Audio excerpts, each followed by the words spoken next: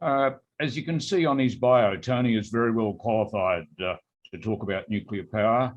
I heard him at a Rotary meeting and was very impressed and invited him to do this presentation today. The presentation will provoke some thinking about our power generation policies today. Some very interesting comparisons between solar, wind and nuclear, and your enthusiasm to buy an electric car may be dampened a bit when you see this presentation. So without any more ado, Tony, would you like to share your presentation? Thank you very much, Noel, for inviting me today. It's actually good to see John Jeremy up closer, because I usually see him unfortunately, only from a distance when we're sailing on Saturday. Right, just a little bit of background to this. So since I came to Australia in 1999, I've given quite a few talks to community groups. And one of the topics has been electricity generation in New South Wales and the way we're going. So we've been monitoring what's happening over time and how it's going on. So what do we want from our electricity supply? Certainly we want it to be reliable, and it normally is. So outages are quite rare, certainly in this part of the world, and it's absolutely essential now. It's not just desirable.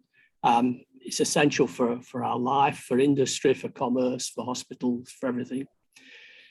We want it to be affordable. Is it affordable? Well, we'll have a look at how we compare with worldwide. And now we've got to have low emissions. And we've got one of the highest gas emission intensities in the world. So we've got a long way to go with that. But we've got this energy trilemma, where you can have two of these easier, but all three is more difficult. So if we look at the cost of electricity worldwide, this is they're all in US cents per kilowatt hour, and Australia 21 sort of sits about in the middle of all this. So we look at countries that have got, say, low prices. We've got Norway, 95% hydro, South Korea with nuclear, Canada with hydro and nuclear, USA with nuclear and gas. Poland is very much the same as Australia, heavy reliant on coal. But if we look at the other end, the expensive ones, we've got Germany, 43% renewables. They've got 63,000 megawatts of wind installed. And if you look at Germany today, there's only 6,000 of that actually generating. So when we talk about wind is intermittent, it really is. We could have many days without wind. Denmark, 50% renewables. Spain, 46% renewables. So we're a bit concerned because we're always being told that renewables are the cheapest form of electricity, and yet if you look worldwide, it doesn't seem to correlate all that well. So Australia is sort of midway, but we've got high emissions, so we're not in an ideal place. So we've been tracking New South Wales electricity for some time. So this is 2017. By that time, all the small coal had been shut down, and we've just got the 5 big coal-fired stations. We've got gas, snowy hydro, and we had a little bit of wind, 4 wind farms, and 3 large solar farms. And then as we progressed, we kept the 5 big coal. Gas has been the same, hydro has been the same, but we've been increasing wind. So wind's increased from 651 to over 2,000 now. So it's 11% of generation now. And solar, big increase in solar, 231 megawatts. And now we've got over 2,000 megawatts of solar. If you look at the generation in New South Wales over the last 12 months, still highly dependent on coal. So 81% of coal. So this is 52% of the actual generation capacity, but it's producing 81% of the generation. So peak demand in New South Wales is about 10,000 megawatts. The minimum overnight is about around the 6,000. So what plans have we got? Well, one of the big coal is going. So that's Liddell. So that's announced. That's on the as a withdrawn. What are we going to get? Well, there's some more gas. There's 1,000 megawatts of more of solar, a little bit of wind, and of course, Snowy 2.0 in the hydro. So those are all committed projects. That's actually going to happen. There's a lot of proposed projects. So that all of these are not financially committed, may or may not go ahead. It depends what happens. All this information comes from AMO, the Australian Energy Market Operator. It's their general generation information page. So the plan in New South Wales, this was November 2020. The new New South Wales electricity infrastructure roadmap came out. We're going to be an energy superpower, but it's going to need private investors. So they're looking for 30 billion from private investors, and we'll have a look later how that stacks up with what we probably need. And the encouragement is going to be long-term energy service agreements, going to set up 3 renewable energy zones, and we're going to need all this energy storage as well, 2.3 gigawatts, 2,300 megawatts of energy storage to maintain the system reliability. So the infrastructure roadmap is supposed to phase in with the shutdown of the coal-fired stations. So this is the Central West one, which is around Dubbo and Wellington, New England one around Armidale. Requires a lot of storage and a lot of investment in wind and solar. But the analysis that New South Wales has done says if we don't do it, then this is the price increase, and if we do it, then we can keep it around the $50 a megawatt hour. Remember, in addition to all the new generation, because all of this is in renewable energy zones, which are going to be remote, then we need a huge amount more of transmission. So there's another 12,000 megawatts of transmissions required. Look at emissions. So emissions, this is the whole of the NEM, the National Electricity Market, the East Coast market.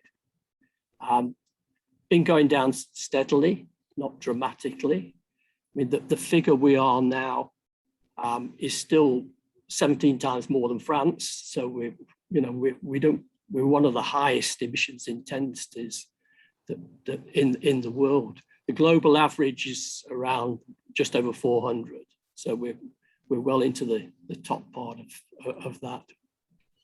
So, I mean, compared to France, 35, UK, around the 250. We're about the same as Poland, another big coal generating country. If you haven't seen it, this is a really good indication of emissions worldwide. So if you go into that website, you can see emissions all over the world and compare, and it's sort of in real time. The big problem, of course, in Australia is the difference between the states. So we've got Victoria with brown coal, New South Wales black coal, Queensland black coal. South Australia depends on whether the wind's blowing or not, so it can get down quite low levels, but if it's not blowing, it's gas or imports from Victoria. Tasmania, again, depends on if they've got the hydro and if they've got the wind. So that's giving you this average. Look today at South Australia this morning, and it's very high. It's over 400 because 39% is being imported from Victoria, 51% is gas, and only 7% is wind today. Only 4.8% of all the installed wind capacity is actually generating today. So big variations. And this is quite a useful image to illustrate this. So this is produced by the University of Queensland, Grant Chambers. And what he's done is take 15 days in August. So the blue star is the average intensity of the generation. And if you look at the ranges, so places like France, very small range because it's 71% nuclear. So it's always low. 100 is about what you're aiming to be underneath. It's certainly the UK target. Canada, here's Ontario. But you look at South Australia, and at the best, it can get down to that figure. But you can see at the worst, when there's hardly any winds, then it gets to very high figures. And of course, Queensland, which is practically all coal, is consistently higher up here. So that the countries with renewables are not necessarily the countries with low emissions. The other thing we can look at is the actual sustainability of the energy systems, because we think solar and wind are, the fuel is free, therefore it's all very cheap and sustainable. But if you look at actually the amount of minerals that goes into like onshore wind, solar PV compared to nuclear, it's huge amounts more. And here's the amount of concrete, in solar and particularly in wind. In wind, you're talking about 100-meter high column with 80-meter blades on the top of it, huge amounts of steel and concrete compared to nuclear. And Noel mentioned electric cars. So, I mean, the emissions, the total life cycle emissions from electric are about half that of a conventional car. So lifetime, it's good. But when you look at the amount of materials you need and the minerals you need to build these things, then there's pretty high levels there. And this is the big problem as well. All our current operating wind and solar will have to be replaced before 2050 because they're all going to get to the end of their life. So all of this has got to happen again before we get to this net zero. So there's this opportunity in Australia. We've got all these coal-fired generators that are shutting down. So by 2042, the last of the New South Wales ones, Mount Piper, will be shut down. So there's an opportunity here to decide what we're going to use to replace them. And you can do a quick calculation, say, what I looked at was the current average annual output of Liddell. So Liddell's operating at around the 50% capacity factor. So I looked at just replacing that amount of generation with solar and looking at the Colamballi solar plant, the 150 megawatt plant. That's got 500,000 solar panels, 513 hectares.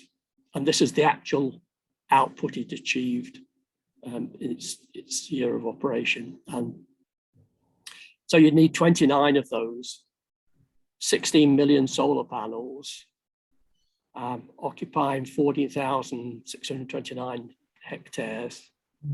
So that's 13 North Sydney LGAs. Liddell produces about 14% of New South Wales actual generation at the moment. And of course, all these 16 million solar panels are all supplied from China. And you've got 5.7 million, but you've got the transmission and you've got backup as well. So it gives you some idea of the cost. So what's the alternative? Well, the big, there's four basically low emissions technologies we've got available: solar, wind, hydro, and nuclear. And nuclear is the only one that's independent of the weather and can produce electricity where it's required and when it's required. So this is a pressurized water reactor, the most widely used reactor operating worldwide. So 70% of the current generation is PWRs, and practically all the new build are also PWRs. So this is a 2-circuit reactor. So here's the fuel in the reactor producing the heat. So the heat is taken away by, this is just demineralized water. So it's a pressurized circuit. So the water doesn't boil in this circuit. So it's pressurized, 15 MPa out at about 325. And then the heat's transferred to the secondary circuit. So this generates steam, operates the turbine, goes back in again.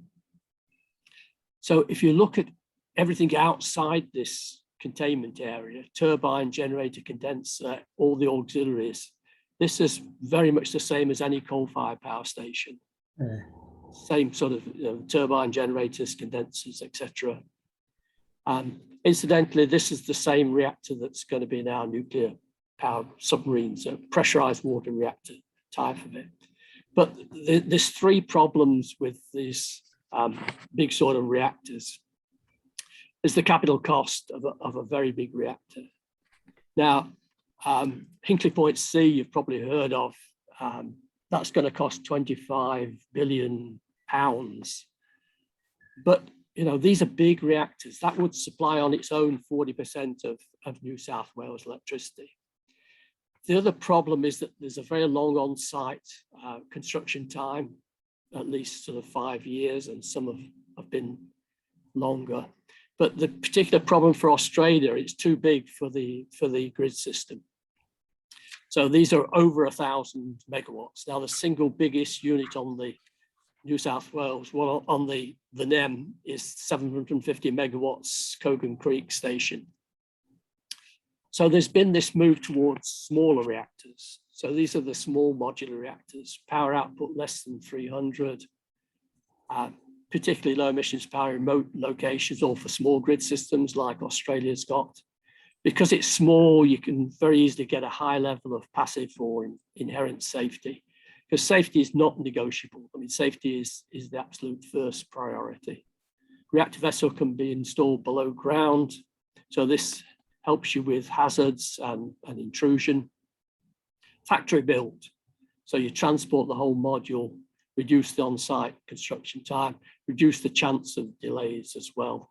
So it's got a lower capital cost because it's much smaller, and modules can be added as demand increases. If you've got multiple modules, then you can shut one down for refueling, the rest can carry on. And they're all designed to have load following so they can work with renewables in the system on a very compact site, as we'll see. And this is going to be increasingly important because not only emissions for electricity, but if we talk about industrial heat, transport, and desalination, these are all areas that's going increasingly important. So here's an example. This is the new scale plant. So here is the reactor module. And what they've done with this plant is instead of having those separate steam generators, the steam generators are actually in the reactor vessel. They're wrapped around this reactor. So it's all contained in this one module. So this module produces 77 megawatts of electrical. This sits in a bay. So this is 6 bays here, and then you can have 6 bays back to back with this. So you've got 12 bays in this. The module, about 700 tons, so it's about 24 meters high, 2.5 meters in diameter. So one of these plants would supply 11% of New South Wales demand, so about a million homes for that. This one is licensed in the UK. It was the first of the small modular reactors to get a license. So it's actually about available now. Just look at one that's actually operating and generating. So the Russians have had nuclear powered icebreakers for a long while. So they had the bright idea, why don't we put 2 of these icebreaker reactors onto a non-powered barge, and then we'd have floating nuclear power. So this is the barge, and it's got 2 of these 35 megawatt KLT40S icebreaker reactors, 140 meter long barge. So they've located it at Pevek, which is the most northern city in Russia. So it's providing heat and electricity to a remote Arctic community. Not only the residents, but there's mining operations there. So they particularly like the heat because the average temperature in January, February is about -25.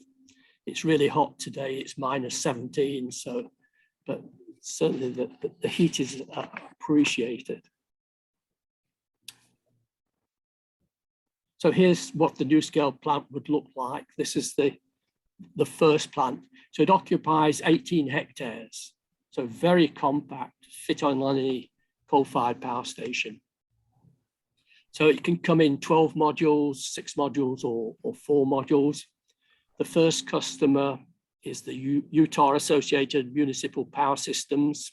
It's a consortium of 45 community-owned utilities providing electricity to 8 states in the US.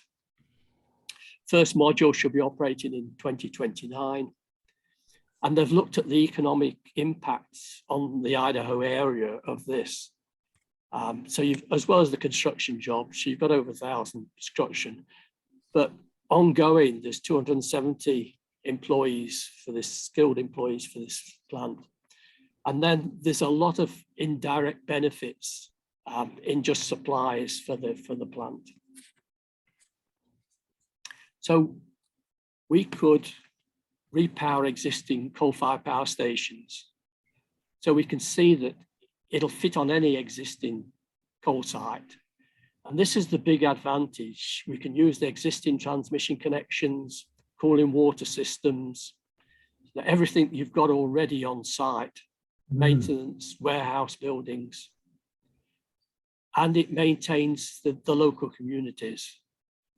So there's this worry at the moment about a just transition for a lot of these coal sites. So this would certainly provide it. And you can retrain the existing staff. So this is what we did in the UK. This is what they do in US as well. So you can retrain the staff to operate on a nuclear power plant.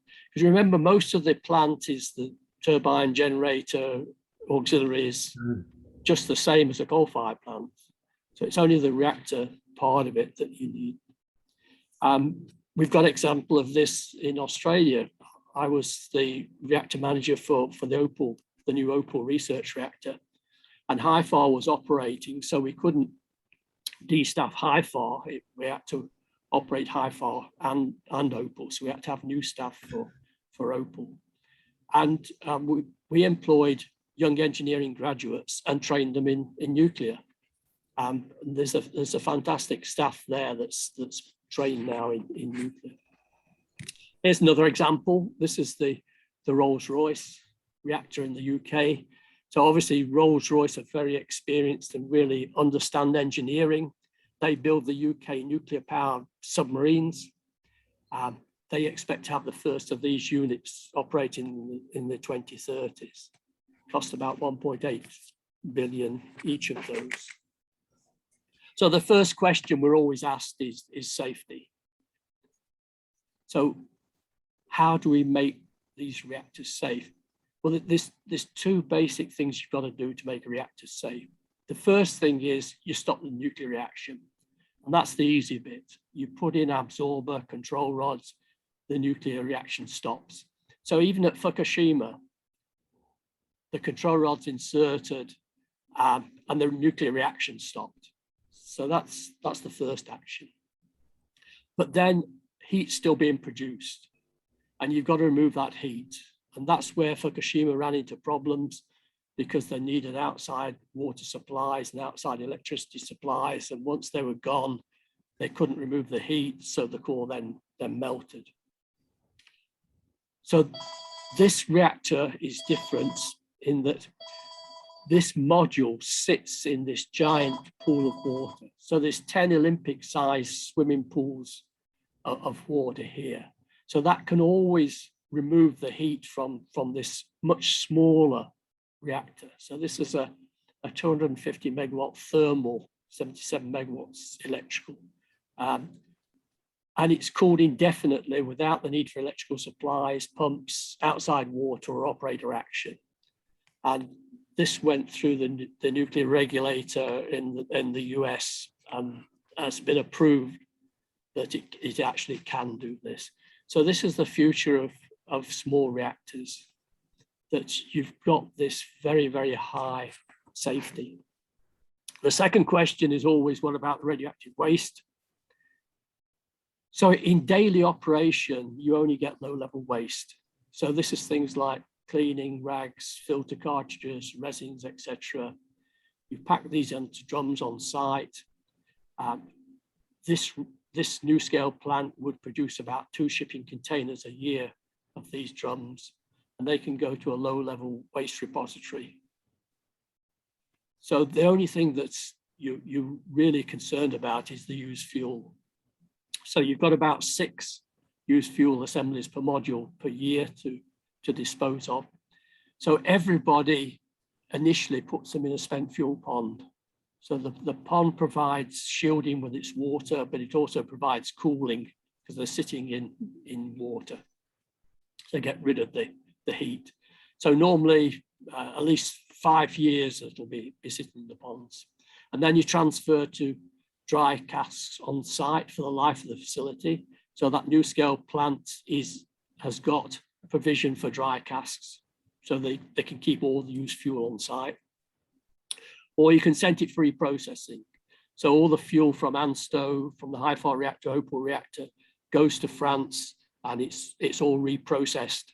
And you just get back the intermediate level, the lower level waste from that. And the whole of high-fire operations, 50 years, is in one cask. Or you can send it for disposal in a final repository. So this is the sort that's now being built in Finland and Sweden. So this is a deep underground repository, 500 meters underground. Or there's another option now, which is borehole disposal. There's a company called Deep Disposal in the US, which are doing boreholes. Or this is the real future, used as fuel in an advanced reactor. So one of these generation. But of course, it's not only nuclear that's got problems with waste.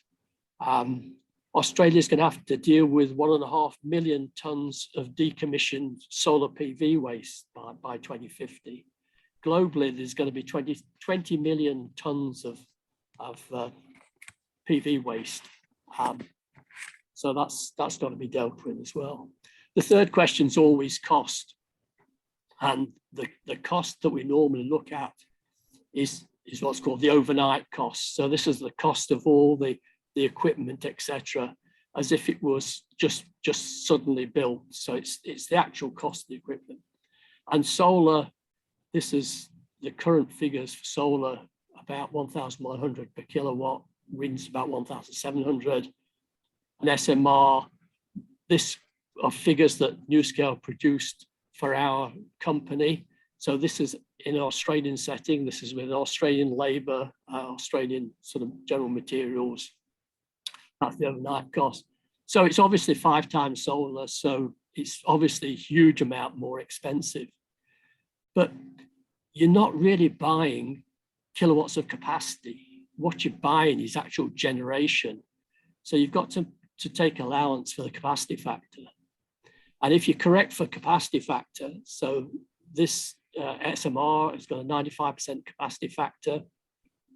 The solar, according to the Clean Energy Council, the average solar is 20%, the average wind is 35%. So if you correct for those, you're now getting a more accurate figure of what you're actually buying in the way of electricity. But of course, you can't run solar and wind in a system on their own. You need firming. So when you put in the sorry, first thing is the plant lifetime. So there's a big difference in plant lifetime as well. So for SMRs, they're all designed for a 60-year life, whereas the solar is 25 years and the wind is probably about 30 years. So if you correct for that as well, you're starting to see the true costs. But then you've got to add firming for solar and wind. So I've put on a minimum firming. This is just 4 hours of battery storage and 12 hours of pumped hydro for the wind.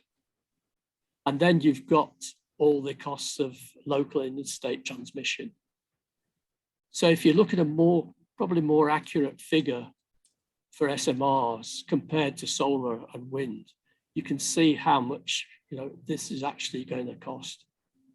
And for comparison, here's the figures with combined cycle gas turbine with carbon capture and storage or ultra supercritical coal. So all of that is cheaper than solar and wind. So what I worked out was, this is coal supplied, 80% of New South Wales generation in 2020.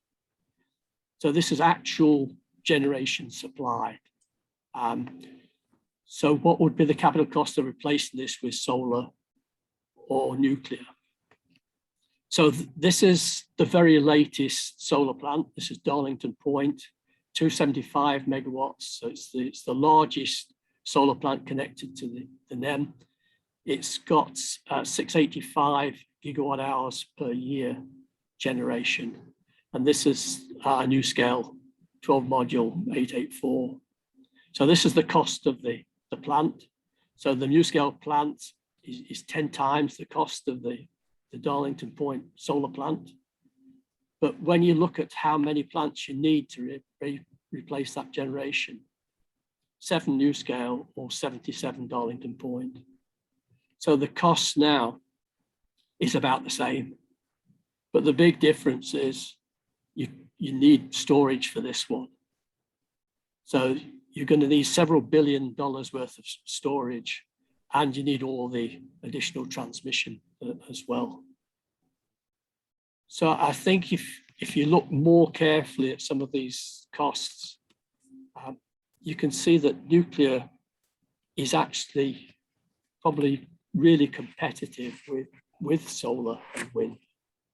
So we've got this opportunity in Australia. Nuclear could provide reliable, no emissions power, independent of the weather, which is the big point.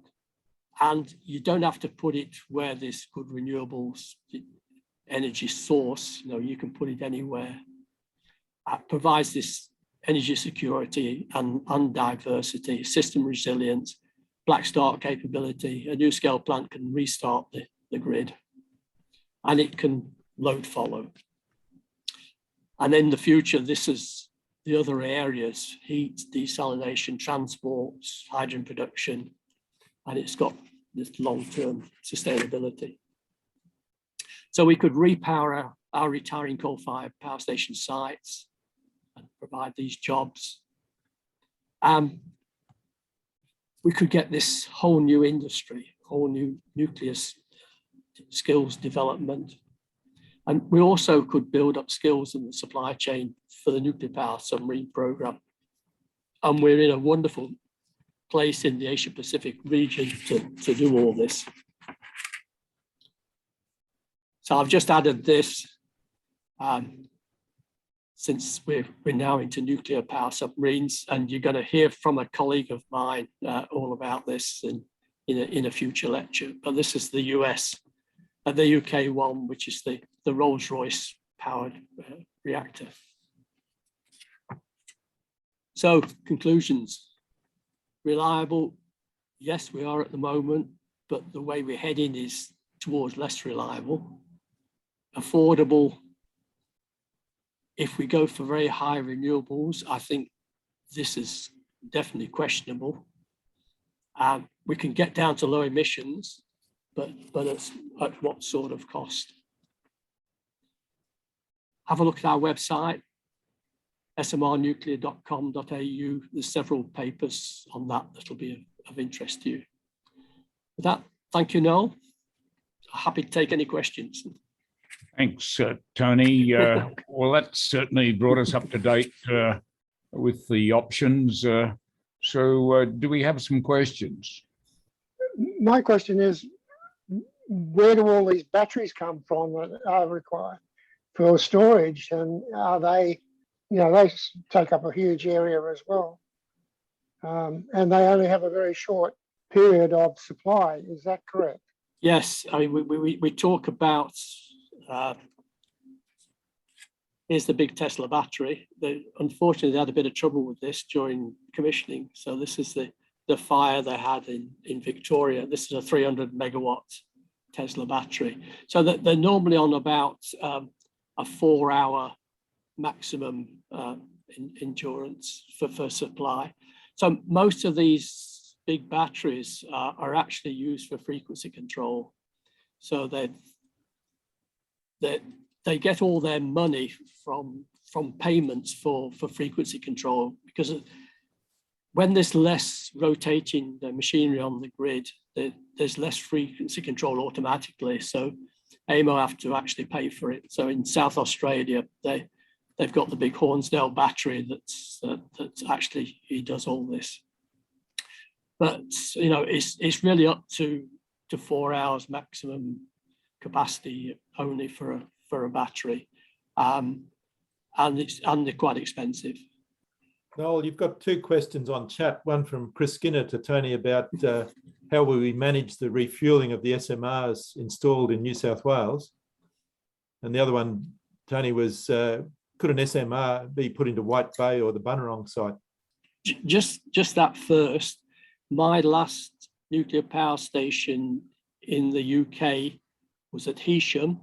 I don't know if you know Heysham, but it's a port on the northwest coast, and it was actually situated on the port. So it would be the same as having a nuclear power plant at Port Botany on the bay there.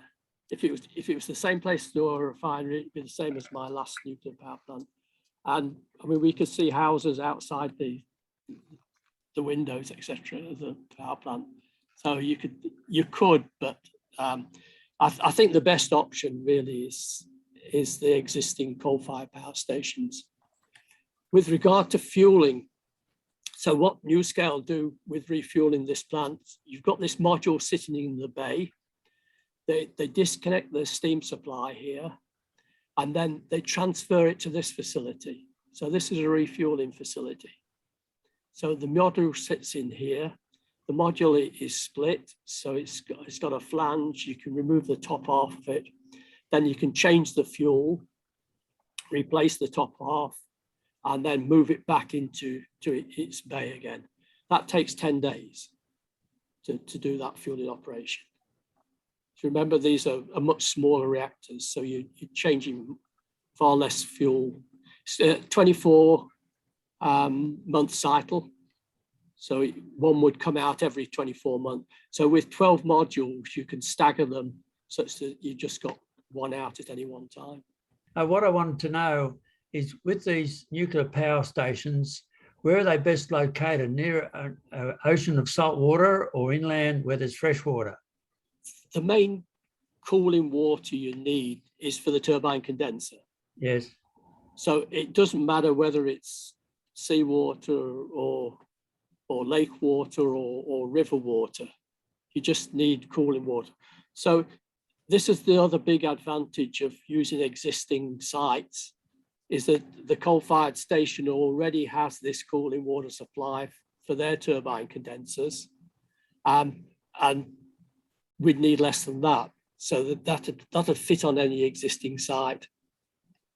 The other big advantage is these can now be air-cooled. The condensers can be air-cooled because they're much smaller size. So that's the other option. Actually, that's the biggest coal-fired power station on the NEM, East Coast, Cogan Creek, is air-cooled.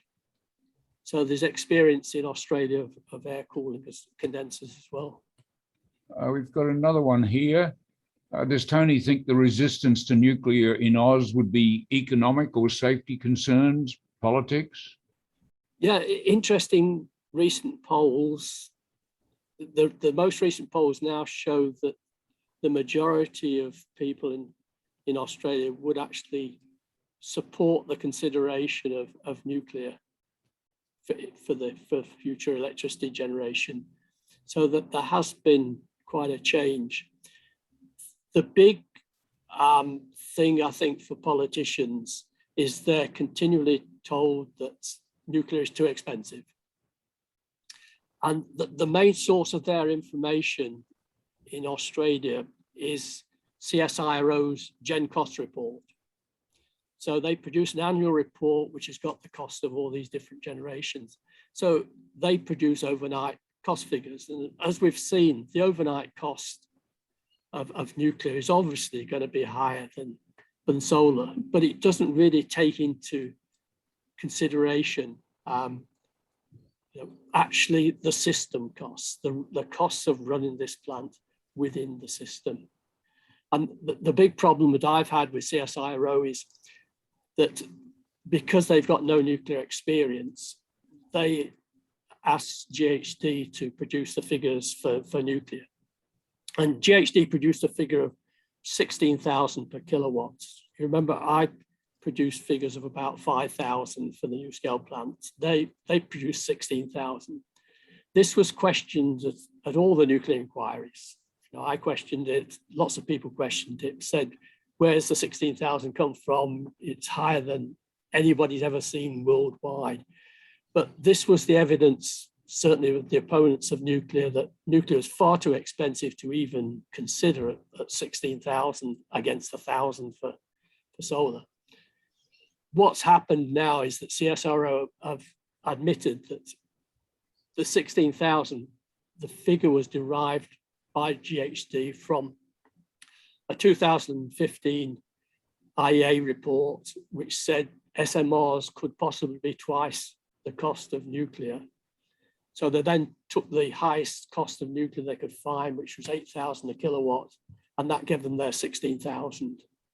Now, many of us said, this is not an appropriate calculation for this technical report, which is providing advice to the government on costings. It'll be interesting to see whether it's continued in the report this year. The draft report at the moment has still got the 16,000 in it. And we're saying, well, it's giving people the wrong impression of nuclear completely. But the economics is the one. I mean, if you've heard Matt Keane in New South Wales, energy minister talk, the first thing he says is nuclear is too expensive. It's not the safety or the waste, it's the expense. And I don't believe that we're looking at the expense in the whole of system way.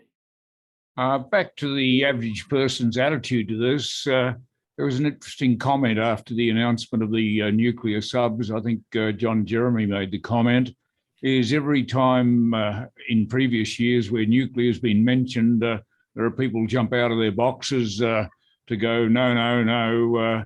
But the announcement of the nuclear subs has drawn very little comment, which implies there is much better acceptance today. We've got another question here. What fuel are SMRs using? Is there opportunity for lower energy density but shorter half-life materials? So this is a fuel pellet. So that little black thing is about 8 millimeters in diameter and 10 millimeters long. And that's equal to a ton of coal. So it is a really dense energy source. The whole of the reactors worldwide only need 60,000 tons of uranium mined a year to provide them all. So it's this fabulous fuel source, very, very high density source, which really could play an important part in the future. So it's uranium dioxide. It's the natural uranium contains about 0.7% of the fissile part, uranium-235. This is enriched up to about 3 to 5% for a power reactor. So it just needs a small amount of enrichment. The enrichment's required because this reactor is water cooled. So the water actually absorbs some neutrons. So that's why you have to slightly enrich it. Opal research reactor is a neutron factory. So it's most important that you produce as many neutrons as possible. So that's enriched up to 20%. So that's still sort of low enriched uranium. Anything over 20% is called HEU, highly enriched uranium. And then you get up to very high levels, which are the sort of bomb quality, 90% enrichment. So a power reactor operates at relatively low enrichments. We've got a lot of interest in this topic. We've got another question.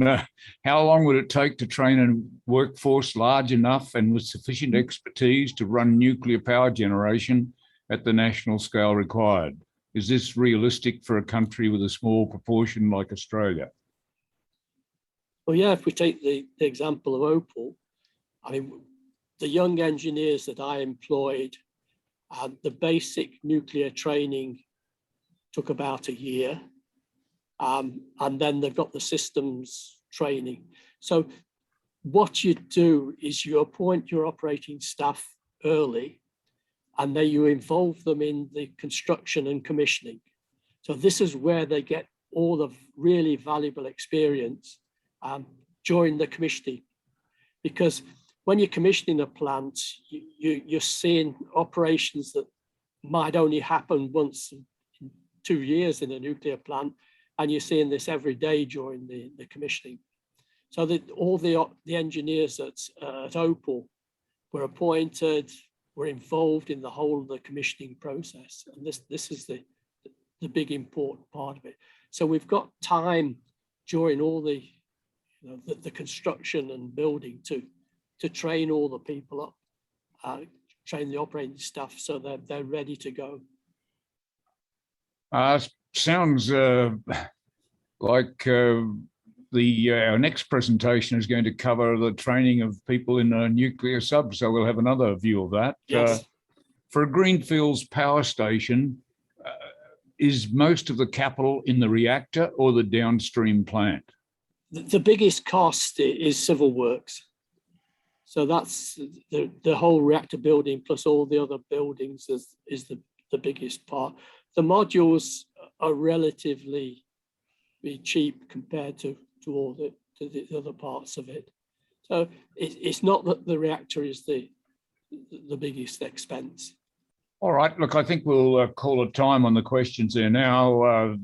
The number of questions clearly show the interest in this topic. Thank you, Tony, very much for, as you can see, something that people found very interesting, and we'll leave it at that. Thank you. Remember that nuclear isn't the answer. There isn't one answer to this. The question is, what's the best mix going forward in the future? And we believe that the best mix will use everything that we've got in low emissions technologies and not just one technology.